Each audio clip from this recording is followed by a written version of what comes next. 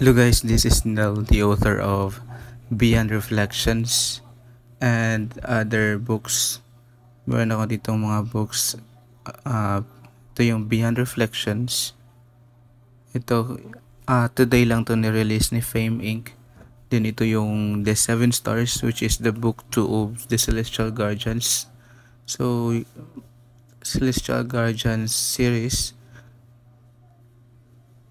may 3 books na ako. Yung isa is ongoing pa, yun ang Alex and the Apocalypse. Then meron din ako isang romance novel dito, yung Courtside Crush. Itong Beyond Reflections and Courtside Crush, romance novel yan sila. Then ongoing pa tong Beyond Reflections. Plano ko kasi paabutin ko siya ng 60 chapters. So if you're interested to read my books, download nyo lang yung Novella app. Maglalagay ako ng link sa comment section. Then, pwede nyo yung i-click din. Doon kayo magda-download ng Novella app. Then, feel free to read my books kasi ongoing pa yung iba. Then,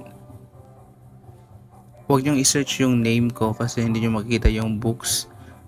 I-search nyo yung title ng mga books ko. So kahit isa lang sa kanila, isang title lang, makahanap nyo na yung ibang books. Then punta lang kayo sa profile or author homepage ko, makikita nyo yung Celestial Guardians Uniting Dimensions, The 7 Stars. Ito yung Celestial Guardians series. So yung gusto nyo makita yung ano ko dito. Dito ako nagsusulat sa Fame Inc.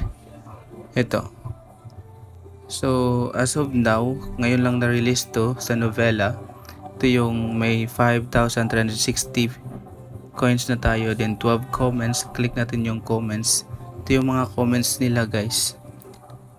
Yan. Then, nakaka-inspire din marinig yung mga comments nila. Then, nire-rate nila yung books ko. Meron akong 2 5 stars, meron akong 4.8, pero I think magiging 5 to in the future. Kasi maano yun siya, ma-round off siya. Tulad nito, 4.7 lang tong The 7 Star before, ngayon 5 na. Kasi may 56 comments, then isa lang yung, I think 4 or 3 yung ratings niya.